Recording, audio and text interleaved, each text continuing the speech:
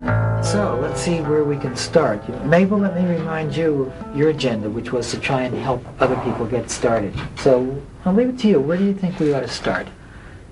I'd like to start with Rose. Okay. Rose, you were saying that you were lonely. Well, I wish you would talk to me sometimes, because I'm lonely too. Yeah, you be lonely. You've always got your family with you. Yeah, And when you're not with them, then you're watching television. I don't want to interrupt you. they just drop by sometimes, and I don't care if you interrupt me when I'm watching television. Well, Because it's not the same, we're like the same. I don't know. Look at George walking down the hall, trying to get better. I'd like to help if I can, George, but I don't know what to do, and I don't know if you'd want me to. Oh, hey, wait a minute. You can talk to me. If you want to talk, we can chat about the weather, what's on TV, what's been happening in the hospital, things like that. Maybe you'd just like to have somebody walk with you. Not talk, just walk with you. Well, might take you an hour to get to the elevator. It's okay. I'd like that. I'll try. I really like what was just going on here, Rose, between you and George and you and Mabel. And what really strikes me is that, I hear both Mabel and George say they would have welcomed your coming out to them, That's right. So it seems that it's sort of your kind of shyness, or your feeling that you have nothing to say to George, or that Mabel wouldn't be interested in you. It sounds like it's your own shyness that's sort of keeping you lonely here, don't you think? Well, it may be. Maybe I could just sit with him and not have to talk. Okay.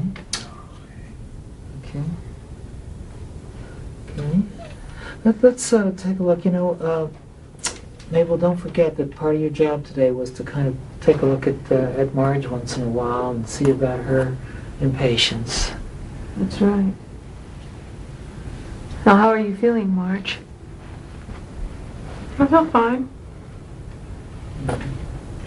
Anything going on in the group today that's making you the slightest bit irritated or impatient? No? Can't think of anything offhand. Anything, let's say, about the way I'm leading the group? Doesn't have to be something big. I'm talking about the tiniest amount of irritation, because that's one thing we sort of thought it would be good for you to practice with. Am I leading the group perfectly, or is there something that sort of rubbed you slightly the wrong way? No, I like the way that you're leading the group. I like the structure. Okay, I thought maybe the agendas were a little too long. Why are you laughing, huh? I think it's funny that the agendas were too long. Mm-hmm. Do you think they were as well? But she said they were. That was funny. Yeah, I agree with you, though, that I think we've got a whole lot of work here to do, and sometimes it does take a while to get the agendas formulated. I'm a little worried about Sonia. Yeah, me too. It's really sad. Yeah, I think we really ought to turn to Sonia. I need to just call attention, though, Meryl, I really felt you've been tuning out the last couple of minutes. Can we track that real quickly before we turn to Sonia? What caused you to tune out then? I'm very worried about the cameras over there and the observers. What are the cameras doing there in our room? The TV camera? Yeah, over there. Irv told you they were going to be there. Yeah. I forgot. Don't you remember, Meryl, right at the beginning of the group, I said there's a TV camera and that we have the group sort of on TV for the for the closed circuit for the students in the other room, that every meeting that we generally have observers, and that's the only way the students, medical students or residents, nursing students can really learn how to do group therapy. My father was a photographer, you know, and he was always taking pictures. He was always doing that. How do you know that he's not in there, you know? Okay, I can see that if you really thought your father might be watching you and watching this group, that would make you anxious. I think that would make anybody anxious. So, Meryl, let me ask you this. What can you do about that anxiety? What can you do to make that better? I'd feel better to know that he wasn't watching. If you were sure he wasn't watching. Mm-hmm. Okay. Well, you want to check that out? Would you like to go into the room next door where the students are? You know where it is, right next door. Yes? Go ahead, take a second. Could I? Sure, just go on in and see who's watching. That's fine.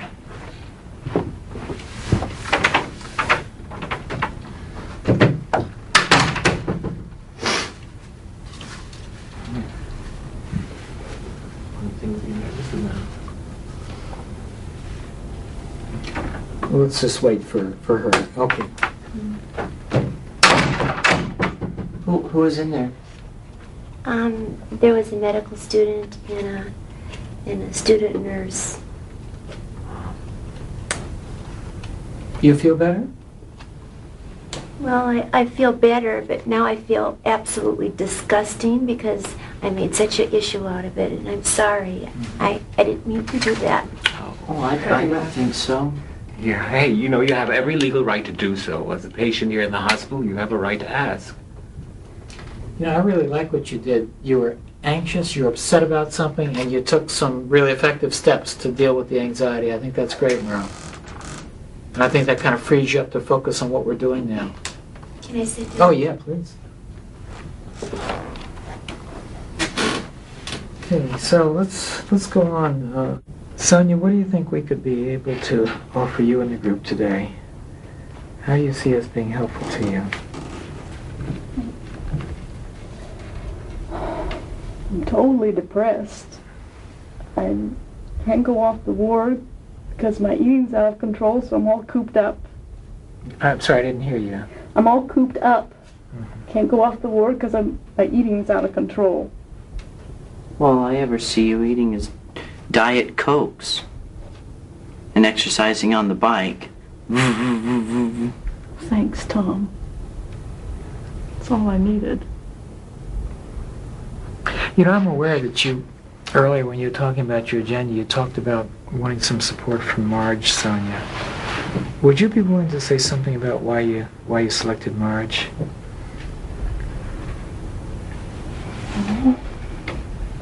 I think of Marge as a strong person. She's put up with a lot and she's learned to live with a lot of pain. How do you feel about that, Connor?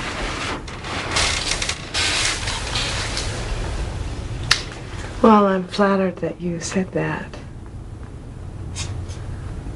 I wish there was something that I could do to make you feel better. I wish you'd lift your head up a little bit.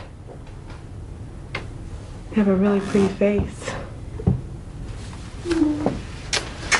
I'm embarrassed to ask you to be my friend. Oh, that's silly. You know, I wonder if it would be possible for the two of you to arrange to spend some time today outside the group, even 15, 20 minutes in talking. Yeah, I'd Possible. like that. Maybe after dinner? That'd be nice. I'd like that too.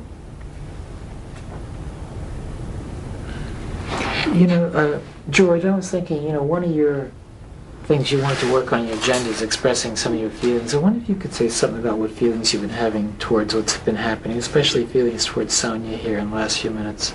Well, I feel that she's just upset because two of her friends left the hospital a couple of days ago, and I feel that in a couple of days she'll feel much better. George, those are thoughts. Those aren't feelings. No, they're not. Those are my gut feelings. That in a couple of days, the kid's going to be much better. And the only reason why she's really upset right now, maybe because, her friends left.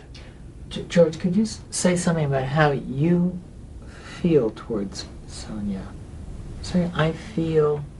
Well, I feel that it's going to take some time, but I think that she's going to feel that really she's going to make progress, that she'll be able to make it. Put it this way, maybe this will help. This will help you. What would you like to do? You see Sonia's in distress, obviously. What would you like to do for Sonia, or with Sonia, in order to kind of help her distress now? If you were alone with her, what would you like to do for her or with her? Well, I'd like to have her sit on my lap so that I can hug her and tell her that everything will be all right. I'd like to give her some comfort. Maybe it's something I should have done with my own daughter.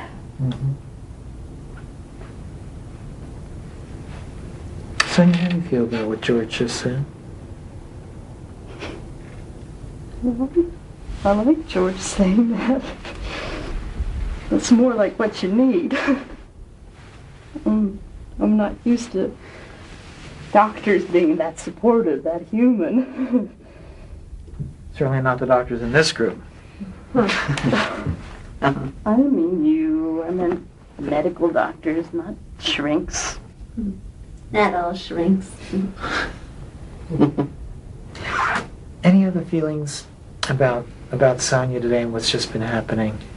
It's so good to see her not hiding anymore. I really like that you talk to us. I like it when you ask us, what you want for it. I like to hear you talk. A lot different from the Sonia we saw about 25 minutes ago. Yeah. I think we've really done a lot of good work on this, but I think we ought to move on. Mabel, I wonder, where should we turn to now, do you think? I'd like to hear from Tom. Okay. Tom, I'm aware that your agenda today, you remember, you started off with saying, well, why do people call you names? Why does your doc call you names? And then we kind of got into the question, I guess that was you, Sonia, and maybe you, Marge, kind of suggested that maybe you could take a look at how you behave here in this group. Do you behave passive aggressively? Do you behave like a kid? So would it be okay for you if we sort of check that out in the group so you get some feedback on how you behave? All right? Okay. Okay. Get some feedback for Tom about this. How have people been observing him? Well, Tom tried to scare me by telling me there was a mouse on the ward. Shoot, like a little snitch. Why did you tell on me? That wasn't in here. I didn't do anything to you.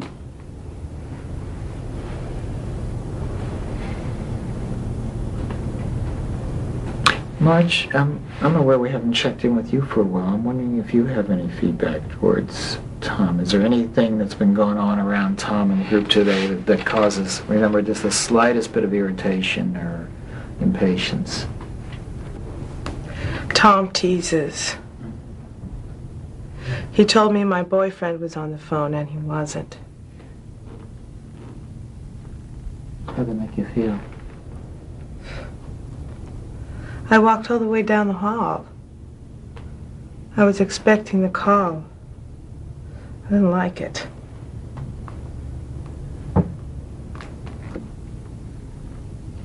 How about in the group today, Marge? Anything going on in this last hour that causes any sort of reaction for you?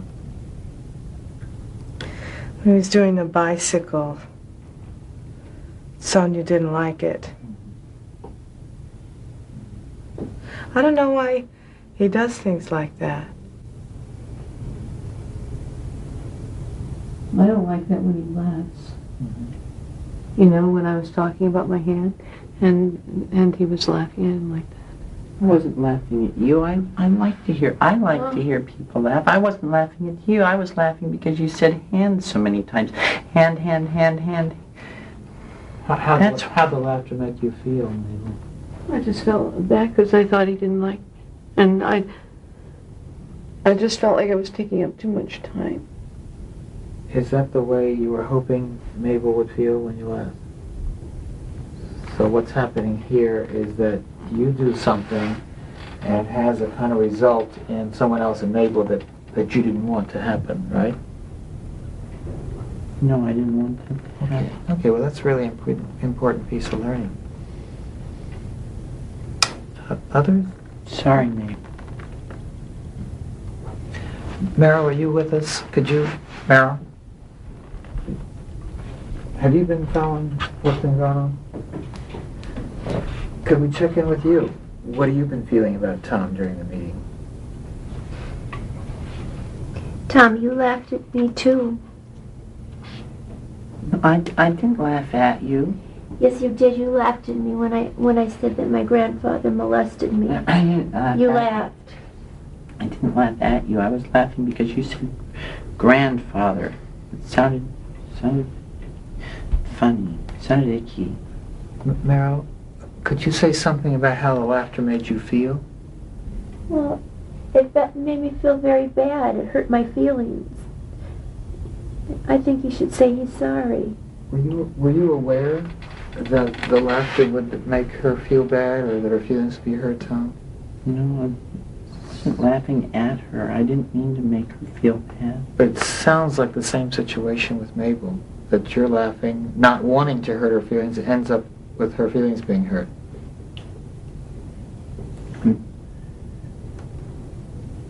I'm sorry. Other feedback, is it okay if we go on, Tom? Other feedback, other observations about Tom today? Well, I feel sorry just that everybody seems to be picking on him today. I just wouldn't want them to do that to me. Well, let me just say something here, because I think what's been happening over the last 5 minutes, I think it's been a little hard on you, Tom. But I just want to say that I really feel that it's been something that's a good thing. You know, there's such a thing as hard love. You know, we kind of sort of give some criticism, but it's really coming out of concern for other people. So I think the group's been showing some hard love for you today, Tom. I think if people ignored you or didn't respond to this, that would be a way of not showing any caring at all. So beneath what's been going on, I think there's a whole lot of caring for you today. I think it's been a really good thing. I like Tom. He reminds me of my son. And, you know, if you just weren't so rambunctious with the nurses in the hall, Tom. He's been real nice with me. He checks in with me a couple of times a day, and last night he helped me with my food tray. You know, I had to get some stuff cut, and he came in, cut it for me. Been okay with me. Let's check back in with you, Tom. How you been feeling about the last few minutes? I don't mean to make people feel bad. And I don't want people to think I'm laughing at them because I don't want anybody to feel bad. I like people.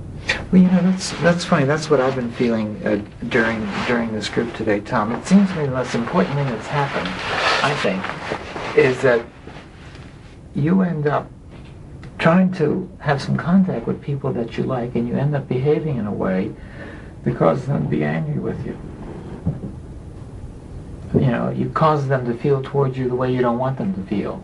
It's almost as though something's gone wrong with your way of expressing liking to the people that you really do like. I think what might be helpful with you if we kind of got you some more practice with saying things directly when you like people.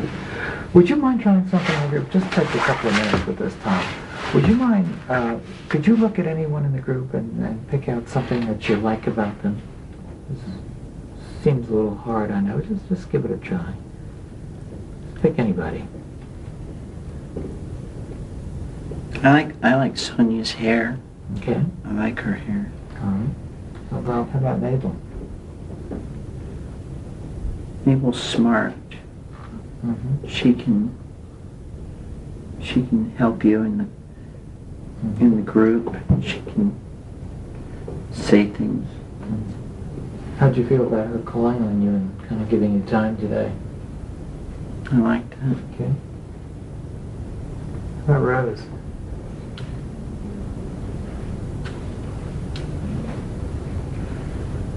She's always real nice to me. She doesn't say a lot to me, but when she does, it's always nice things she says. Okay. Well? She always smiles nice. This is real hard, obviously, Tom. Silly. It's all right. You're doing real well at the top. Would you mind going on? There's only Marge and George left. Marge is friendly. And I like that. I can too. George. George always talks to me. He tells me stories of things that happen, and I like that. He'll talk to me for long times. How does it feel? You did it real well. Feels silly. I feel. How do people feel about what Tom just did last couple of minutes? What was that like? I like that. See, Tom, I think what's been going on in this group today is really important for you, because I think, in a sense, that original question you started with, do I act like a kid? I think the group, in a sense, has been saying, you do act like a kid when you tease people that you like instead of really telling them that you like them. So I think it's been an important message. Okay? I think we better move on. We don't have much time left. Mabel, where shall we go? I don't know. I just really like how it's been going. It's so nice when everybody talks. And I feel like we're so much the same. You know, we have one outstanding debt left in the group today. You remember that George was going to spend a couple minutes saying something about how bad he felt? That's right, I forgot. Yeah. George, would you tell us about how you're feeling?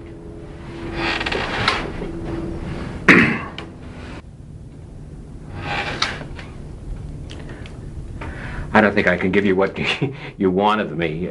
Could you tell the whole group, George? Well, all my life I've been dealing with facts, helping other people, and I have difficulty in expressing other things than just facts.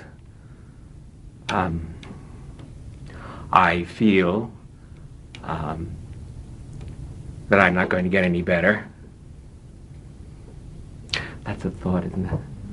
Keep going. You're doing all right. I feel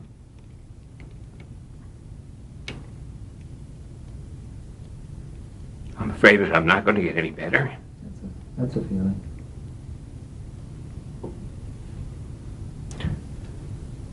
I get this feeling that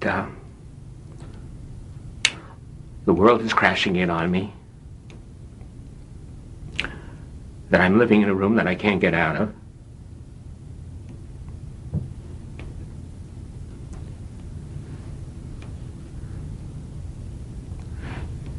I'm afraid that I'm going to be a burden on other people.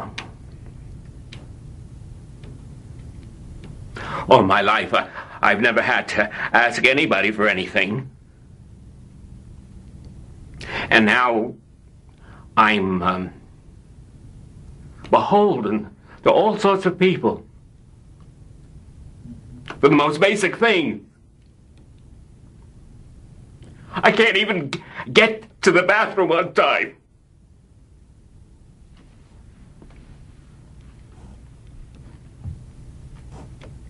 My family has their own life.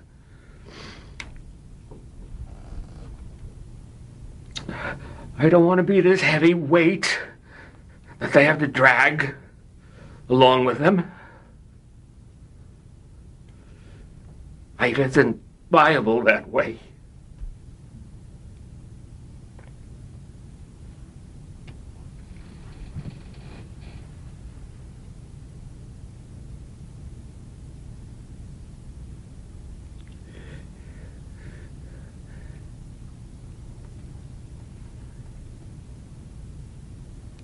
I don't know. I'm confused. I don't even know what my body's telling me. Whether the pain that I feel is something to worry about or not.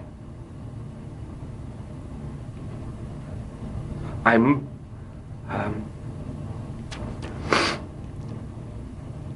uncertain about what's going to happen next.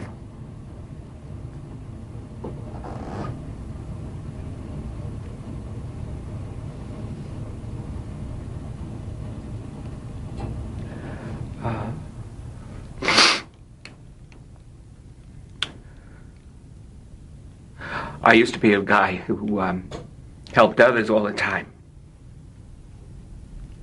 My satisfaction, my pleasure was in helping others.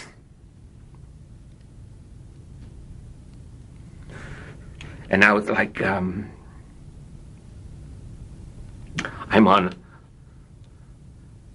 at a door, and I open up the door and there's nothing out there.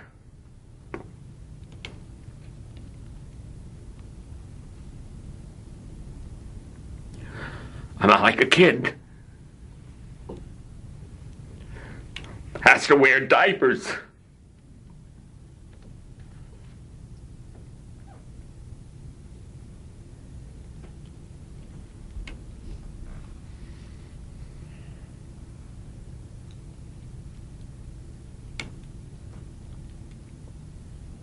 George, I know this hasn't been easy for you, but I feel you've shared a whole lot. I feel very moved by what you've said. I feel a lot closer to you. I feel like I kind of know exactly what you're going through. Well, thank you for sharing that with us. Other feelings? I feel George's pain, and I just don't know what to do for him. I'd like to help and do something for him, but I just don't know what to do. Maybe you don't need to do anything. Maybe you just should listen to him. Just be there. Just stand beside him and let him feel his pain. George, I think you've given us a whole lot today, and I also think the group has given you a lot just by being present with you. Is it okay to stop now, George? You know, I think we really need...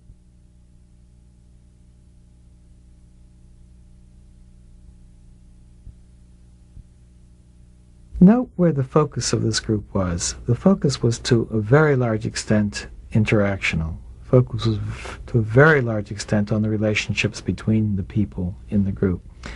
And let me just say a few things about that, because if you, I know in my own trips and visiting hospitals elsewhere in the country, I found that often group therapists fail to take advantage of the various positive things that can come from such a focus and try to focus their group on other aspects. For example, I think many group therapists in the hospital setting focus their groups on why patients come into the hospital, on the external problems that patients had that brought them in. So what happens is that patients describe their life situations, describe their dilemma, and then the group, in essence, tries to offer some suggestions how one might make that better, how that came about. I think that's the least effective way to run a therapy group. The type of information that patients give you about why they come into the group is usually skewed, It's usually a very complex set of circumstances, something that obviously foiled the best efforts of the patient, sometimes the family, often individual therapists, and the group can't possibly be expected on the basis of very limited data to offer some sort of solution. So that tends to be a setup for failure. The group is destined to fail such a situation, and patients go away thinking, staff goes away thinking group therapy is not effective. Other types of possible ways to focus a group might be on certain themes. Some therapists might focus a group on depression, or focus a group on suicidal feelings or on hallucinations. But I've always felt that these tend sometimes to be non-relevant for several members of the group. One thing that's always true of a interactionally focused group is that the members all feel the energy in the group. The group becomes a vital group. Everyone is interested. Everyone is engaged as they were in this group. When you were talking about your agenda, you talked about Sometimes therapists are reluctant to focus on interaction. They may feel with patients who are as disturbed or psychotic as some of the patients in this group. They wouldn't dare do that because there's some type of erroneous misconception that interaction is tantamount to conflict and to negativity. But that's not at all the case. There are many patients who have as much difficulty dealing with intimacy, dealing with positive feelings about one another, and so we try to teach them how to express positive feelings in the here and now of the group. A good example of that was Tom.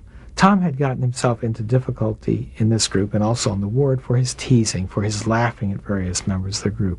And so what we attempted to do was to reframe that for Tom, reframe that so that the group members might begin to understand that Tom really was rather unhappy with other people being hurt or feeling angry or abused at his laughter.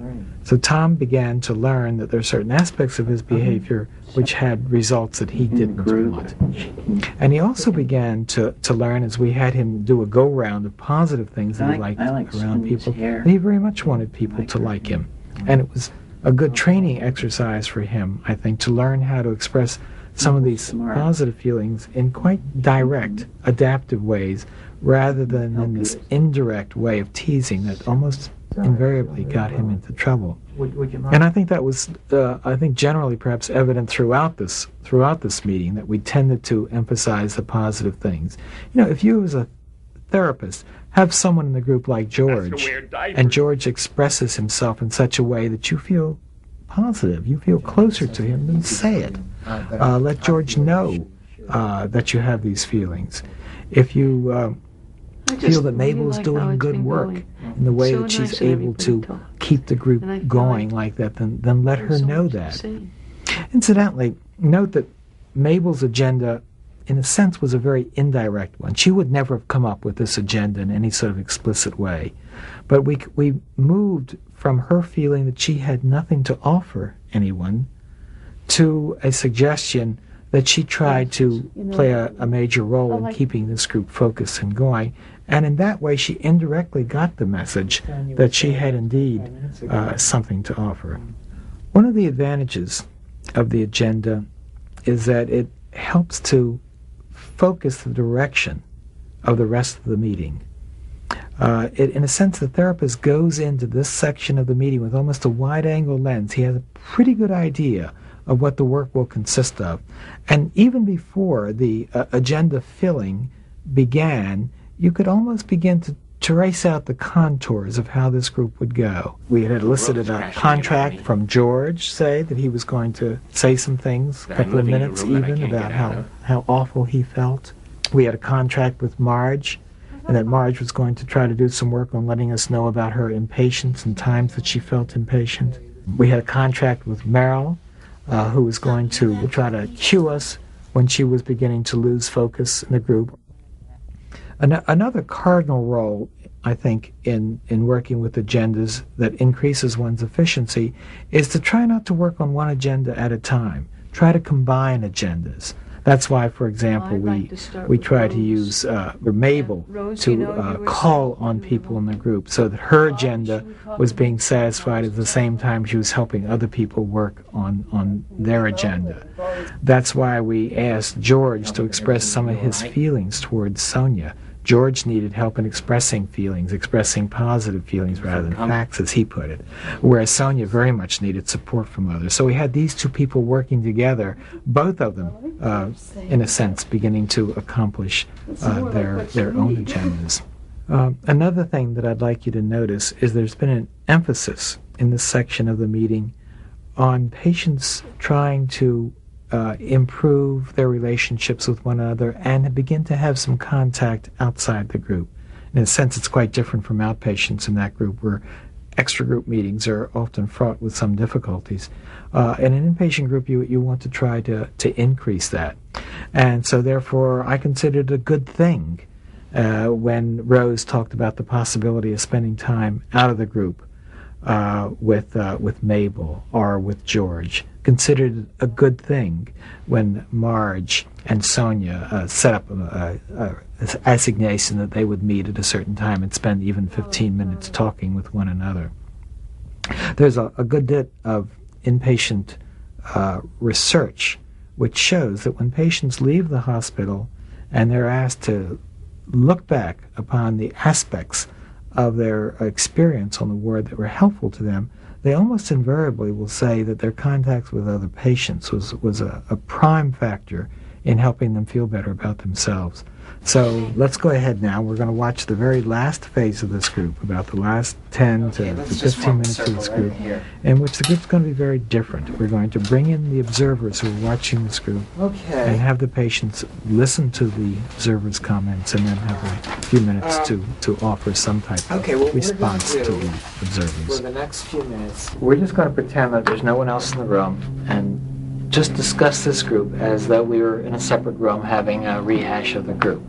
Okay, so I'd like you to talk about how you feel about the group meeting today, any questions you have about why I did what I did, or questions about why I didn't do something else, or things you think I might have picked up that I didn't, or try to put yourself in the experience of each of the members of the group. Well, it seemed to be a successful meeting because everybody really participated. Yeah, it was an active meeting. Yeah. So anybody get left out? Anybody left in a bad place? What do you think? Yeah, I was a little worried about Meryl. You kept calling her to come back into the group. Yeah. And I was wondering whether or not you did so enough. Whether or not she felt really active in the group. That's almost, well, that was really Meryl's chief issue in this group, and I think in some other groups she's been in too, the whole question of focusing, being able to concentrate.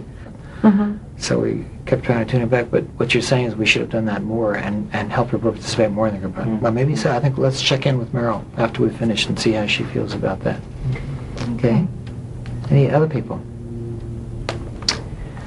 Yeah, I thought it was exciting to see Mabel really take time for each of the other people, and to see her call on them was great. Yeah, she was terrific today, really. Yeah, she really was helpful to other people, and I don't know if she's had an experience like that for a long time. Because, she started off the group by saying she doesn't feel like she has anything to offer anyone. I really like what she did today. Yeah. Who else? Well, I have a question about what you did with Sonia. When you asked her to specifically say who she wanted support from, I was wondering why you did that. Well, at that point, Sonia came in the room and she was feeling so despairing and furthermore so helpless, as though she couldn't do anything to help herself. So what I was really trying to work on is helping her take some responsibility for helping herself. See, so I tried to take a look at, she was been in other groups that she got something out of, and so she was asked to select what had helped her in those other groups. And she said, well, she got support. So then I asked her to go further with it. Well, who do you want support from? I think that's irritating for someone to ask you who you want support from. You'd rather it came spontaneously. But I was doing it quite deliberately because that's a way of her learning to take care of herself, learning how to be her own parent.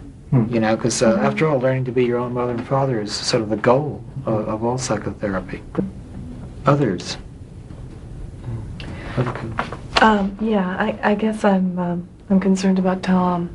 He was part of a lot of the focus for a long time. It seemed like he got more feedback really than anybody else, and I was.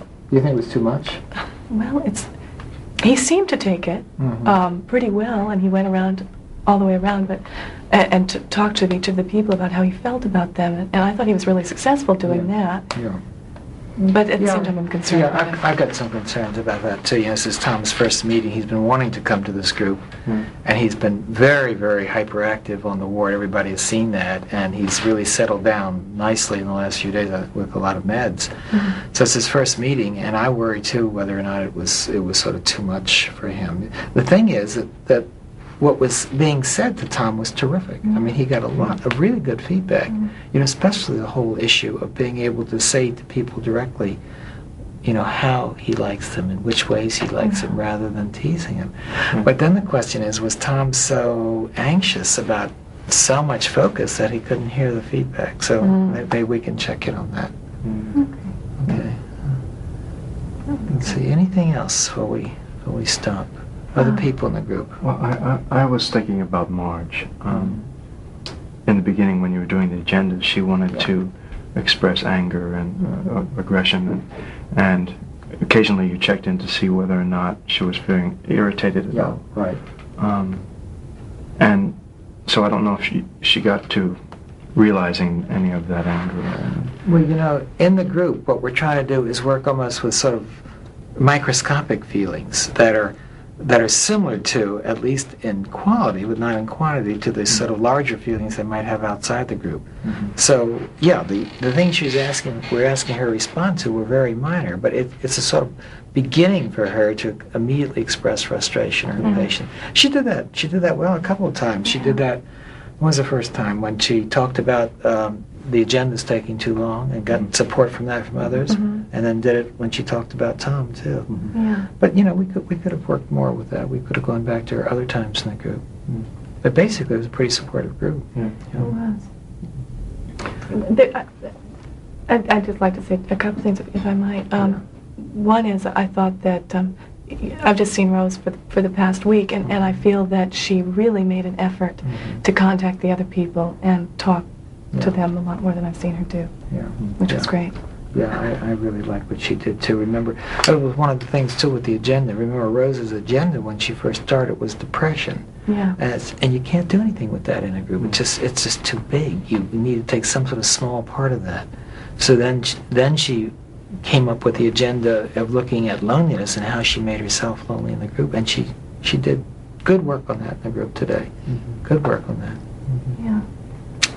Who else? The only other thing was George. You know, I'm just a little worried. George went out on a limb, I think, and I noticed that he was having a little trouble pulling himself back in, getting control of himself at the end. Yeah, George took some real risks today, and it was not easy to do. And you know, in addition to everything else with George, he really has a major issue of being in the role of the medical profession and then having to take the role of a patient, and that is hard to do. So he took some big risks today. I had a lot of respect for what he did in the group today. Yeah. Okay, I think we talked about everyone. I think so. Okay, let's sort of reconvene the group and see if any of the people in the group got some response to any of the issues we raised. Okay. Okay, you know, we've got just a few minutes left. Time enough for us to respond to the observers' comments, observations. Anybody got any feelings about what we just heard? I always wondered what you guys talked about after meetings. So, how'd you feel about it? Well, I feel they were concerned. And I felt like they listened to us, what we had to say. Do you have any specific responses to anything they said about you? Well, I think that I may not have gotten in touch with anger that I would feel outside, but I feel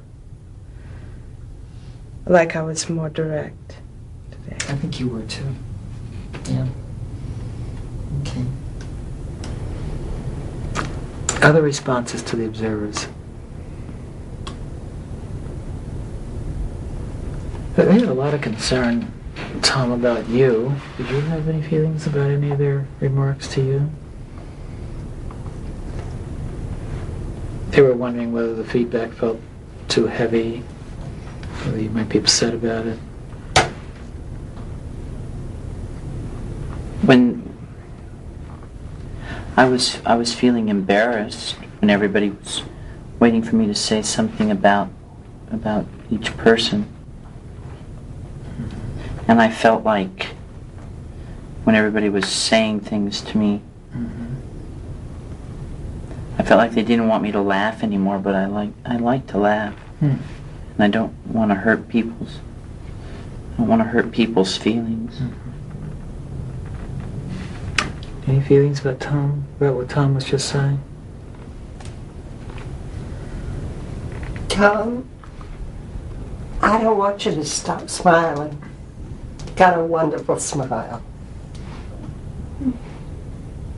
Yeah, I think it's a really important point, Tom, because I would hate for you to hear, as a result of this group, that people don't want you to be high-spirited. Because I don't think that's what I'm hearing. I think it's a really specific thing. The issue that when you like people, is there a way to let them know that without in some way kind of laughing in a way that hurts their feelings? I don't want to hurt their feelings. So do you understand the point then, the difference? Okay. And what about the other issue that you might feel upset a couple hours after the group from the feedback you got? Okay. Okay, good. No, So- I like these people. Okay, so we can keep working on this issue then tomorrow. All right. Other responses? George, there was lots of comments about you. What did you feel about the discussion? Well, first off, I must tell you how terrible I feel about the way I acted. I mean, this isn't the way I usually am. I losing control like that. I feel like I need to apologize. It just isn't me. Well, I don't think an apology is really right, George. It's not you, but I thought, in a sense, isn't this the you that you want to become? The you that wants to kind of express yourself and to be more in touch with your feelings and with other people? I guess so, but it's... You really did that today. It sure is hard. I think you did a lot of work today. What about the other issue? The issue about that we all talked about here, about switching roles, not being a doctor and suddenly being a patient, how hard that is. Did that ring any bells for you? Well, it is very difficult, being a doctor in this hospital for so many years and knowing literally everybody here on all the floors, all the doctors. And now I have my colleagues who come in and they're talking to me and telling me how much of a viable life I can have. And I'm beginning to realize what kind of a pat phrase viable is. They don't know what it is being in this kind of a body and maybe dragging around and being a burden to everybody. It sounds like you're still struggling with the idea of whether or not you want to continue to live, not being able to be a surgeon, not being able to be operating all day long. I guess so, yes. I am. Well, let me ask you something. Did you feel in the meeting today, maybe especially in the last part of the meeting today, that you were really alive?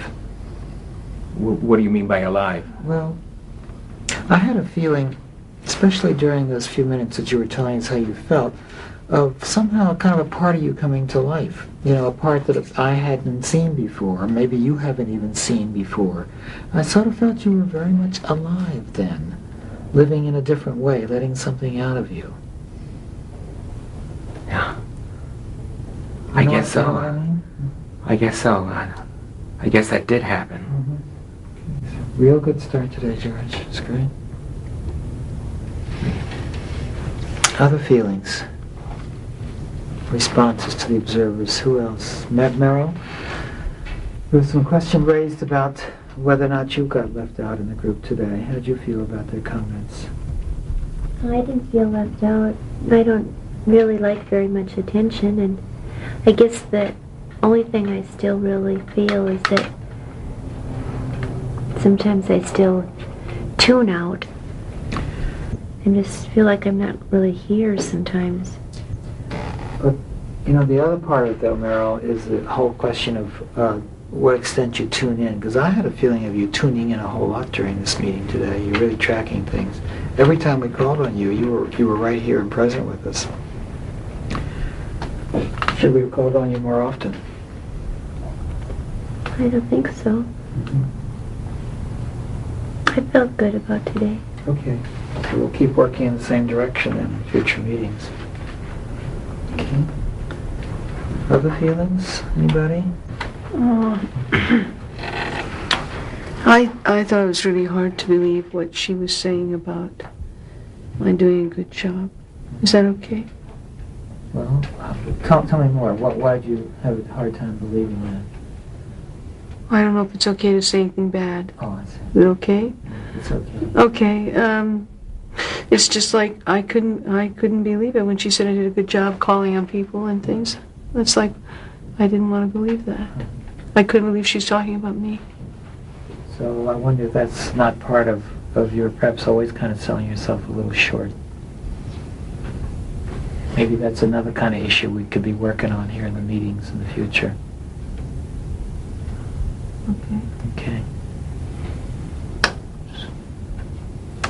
Sonia, well, what about you before we stop? Do you have any feelings about anything the observer says or anything about the meeting in general? What kind of experience was it for you today?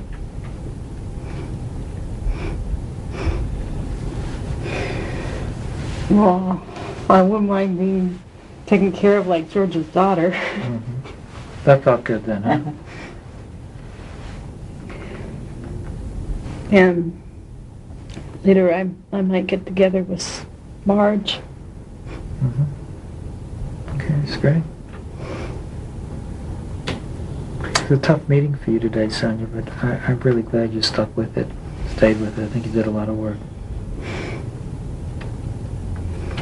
I really liked the way that she reached out and just asked more. I like the way the group supports everybody here.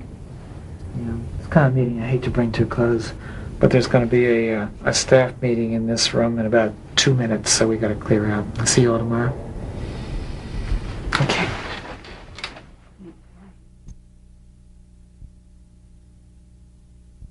When we speak of working in the here and now or working in interaction, I think that for interaction to be applied therapeutically, we are best if we think of it as occurring in 2 stages. One stage is the actual plunging into the interaction in which people care about one another, they give feedback to one another, they have feelings towards one another in the group. But there's a second part of the here and now which is equally important, which is that the group then begins to take a look at what it was that they have just been engaged in. So it's a type of self-reflective loop back so that we can understand what we've done. If we just do the one without the other, frequently there's not a great deal of learning occurring. In fact, that was the sort of mistake that encounter group leaders in the 60s used to make. The groups would be plunged into a lot of activity or interpersonal activity. Members would say, wow, that was a powerful experience, but in a sense they didn't have any cognitive map that they were supplied with that would allow them to use what they'd learned in the group into situations in the future. And the other alternative, if you have a group with not enough interpersonal interaction but just a whole lot of reflection, you may have a very sterile group without enough interaction to make the group come alive. So you need both phases of it. In a sense, I think all therapy precedes something like that. It's a sort of an alternating sequence of affect evocation and then affect integration. And this particular 10 to 12 minutes of this group was a phase of the group where we're thinking about affect integration. We're helping underscore what happened in that group so patients can take it out of that situation, especially if they were excited or anxious. They may not really be able to remember exactly what happened. So we're going back and we're repeating it. Other things that happened in this last thing, it was a chance for us to turn back and touch each patient once again, make sure that no one was left out, see if anyone was left with feelings that we should work on. We were able to, for a couple of minutes, try to imagine what each person's experience was during the group, so that we could tune into somebody who had not had perhaps a sufficiently positive experience.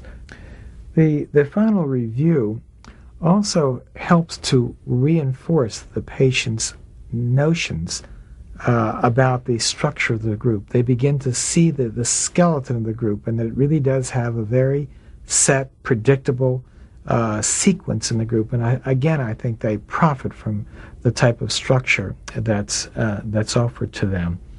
Let me say a few things about observers in groups. I experimented with this for quite some period of time. Traditionally, observers may watch the group, and then observers and the leaders go and have a separate meeting about the group in some other room. Now, patients often, especially in a teaching setting, may grudgingly permit that, but often they don't like it. Often they feel that the observers take away something from them. They may even feel that maybe their group leaders are perhaps more with the observers than they are with them. So I've tried to find ways to change the attitude that the group members may have towards observers. For a while, I was doing this type of group by having the observers and the patients change rooms. The observers would go into the group room and the patients would go into the observation room so they could watch the rehash of the group. That was much better. Patients were excited by what they heard. Somehow there's a real fascination with hearing others talk about our behavior. Maybe it's something like when we were young, listening to our parents talk about us in their bedroom.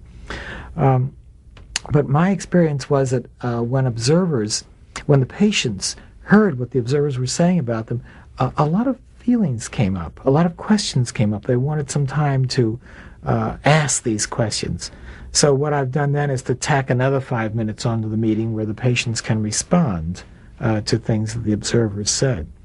And I think what's happened now is that invariably the last few minutes of the observers is often considered by patients as some of the most fruitful parts of the meeting.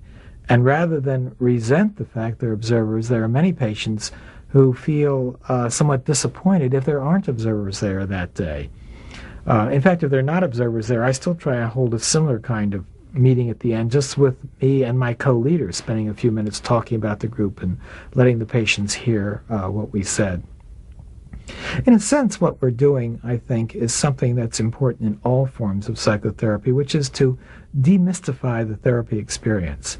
I don't think that mystification is necessary. I think the therapy experience is powerful enough in its naked form to be helpful with patients, and there's no concealment, no Latin prescriptions that are really necessary. So in closing, I want to remind you again that this is a model of a certain type of meeting, a model of a daily group led with higher functioning patients, in which I've used an agenda technique. Again, I hope that some of you will be able to design from this model a type of group that may fit your own clinical setting. But there are certain features of this approach that I feel may be universally important. The idea of the therapist's activity, the idea of the therapist's sense of efficiency. There's not much time to waste in inpatient groups. The idea of providing safety and structure for patients. The idea of providing as much support as possible for the inpatient group patient. And the idea, too, that therapy should be open, that there should be a demystification of the therapy procedure, and that patients should be enlisted as allies in their own therapy experience.